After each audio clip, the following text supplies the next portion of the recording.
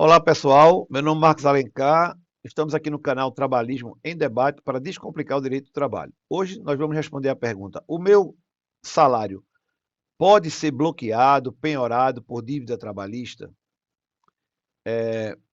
Vou dar a minha resposta baseado na lei e vamos falar também da jurisprudência, porque nem sempre a jurisprudência corresponde ao que a lei prevê. É exatamente este caso. Primeiro, que a gente tem que começar essa análise pelo artigo 833 do Código de Processo Civil. Apesar de ser Código de Processo Civil, ele se aplica ao processo do trabalho. E ele diz o seguinte, no artigo 833, são impenhoráveis, ou seja, não se pode penhorar, não se pode penhorar. E aí ele diz vários bens que são impenhoráveis e diz no seu parágrafo 4º o seguinte: os vencimentos, os subsídios, os soldos, os salários, as remunerações, os proventos de aposentadoria, as pensões, os pecúlios, os montipios, bem como as quantias recebidas por liberalidade de terceiro e destinadas ao sustento do devedor e da sua família.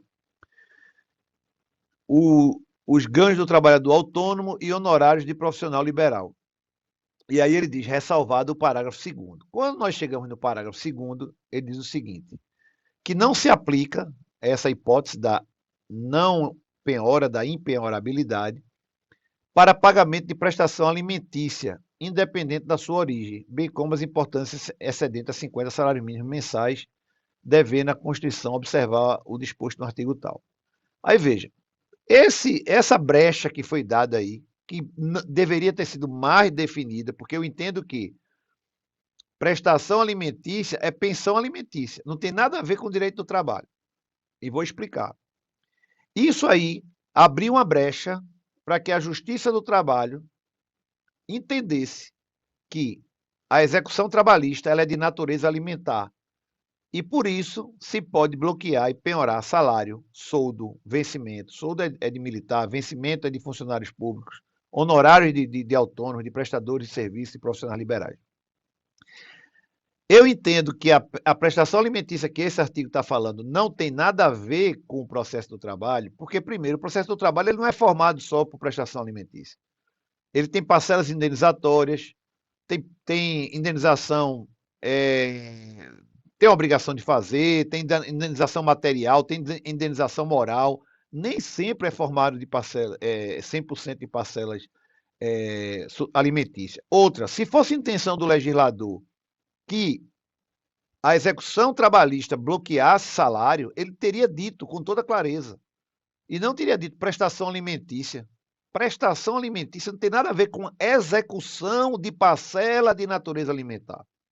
Então, o legislador teria dito nesse artigo 833 o seguinte: a execução trabalhista poderá, da mesma forma como acontece, abrindo um parênteses aqui, no caso das domésticas. Se uma doméstica, na lei que o imóvel, bem de família é impenhorável, ele diz, se a ação for movida por empregado doméstico que preste serviço a essa casa, a penhora poderá existir. Ou seja, tem que ser muito claro. E o legislador aqui ele não foi claro nisso. E aí, o que acontece? O mote se faz uma música.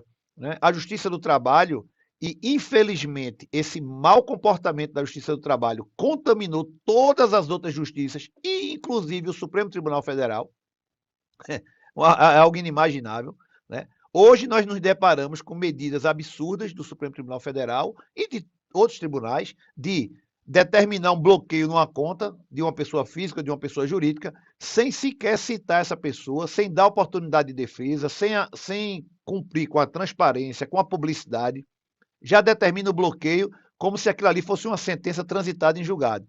Viola-se o contraditório, a ampla defesa, a transparência, a publicidade, o devido processo legal. Ou seja, é aquela história, é uma santa inquisição, né? Santa inquisição jurídica, vamos dizer assim. Então, voltando ao tema aqui, meu salário pode ser penhorado com dívida trabalhista?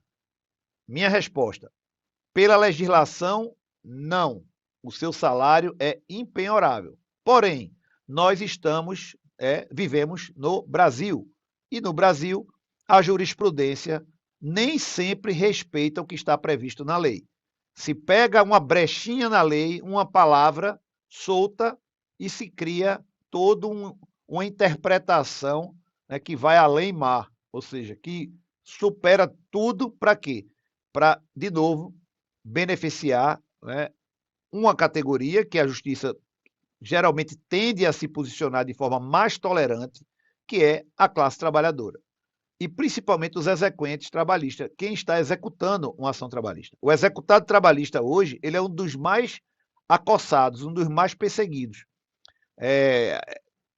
Vamos falar aqui no outro vídeo sobre todas as arbitrariedades que a gente enxerga em várias decisões, né? E quando eu falo decisões, são processos que eu não faço nenhuma parte. Eu estou acompanhando aqui, são informações públicas que está no Juiz Brasil, está nos sites da Justiça, está aí todo dia sendo despejado no Diário Oficial, em jurisprudência. A exemplo de hoje, está aqui, na página de notícia do Tribunal Superior do Trabalho. ST limita a penhora de aposentadoria de idosa que recebe menos de 4 salários mínimos. E aí a decisão, pessoal, é da subseção segunda especializada de dissídios individuais, SDI 2, ou seja, é a instância máxima trabalhista. Depois dessa instância, SDI 2, da SDI, que é a seção de dissídios individuais, é o Supremo Tribunal Federal. Não tem nada na trabalhista, esse é o topo da pirâmide. Depois, só STF. E aí, o que é que esse caso narra? Que essa senhora, aposentada, impetrou um mandado de segurança, dizendo que a aposentadoria dela era de R$ 3.900 e que qualquer valor que fosse retirado da aposentadoria iria fazer muita falta para ela, porque ela tinha uma série de despesas. E que, no entender dela, a aposentadoria era impenhorável, baseada no Código de Processo Civil, nesse artigo que eu acabei de citar. Bem, o TST, seguindo a jurisprudência, né, criada por ele próprio, diz o seguinte, que essa impenhorabilidade ela não existe porque a parcela trabalhista que está sendo executada é de natureza alimentar. Essa senhora ela foi sócia de uma empresa. A ação nem é contra ela diretamente. Ela foi sócia de uma empresa, a empresa faliu e ela está sendo processada por conta disso. E aí a ministra Morgana de Almeida Richa diz que, explicação dela, tá? Eu não concordo com isso. Ela diz, o artigo 833 do CPC define como impenhoráveis os salários e outras verbas destinadas ao sustento do devedor e da sua família. Contudo, o parágrafo 2º do mesmo dispositivo permite a penhora quando a finalidade da execução for o pagamento de prestação alimentícia. Opa, para aí. De forma alguma, o artigo 833, no parágrafo 2º, fala de execução de prestação alimentícia. Essa palavra execução não existe no artigo. Isso é criação do voto aí da ministra. Isso não existe no artigo. Não existe. No artigo fala prestação alimentícia. E quando a gente fala de prestação alimentícia, é a pensão alimentícia, que até cadeia dá. Então não tem nada a ver com execução trabalhista de parcela de natureza alimentícia, que pode ser ou não, como eu falei, pode não ter natureza alimentar.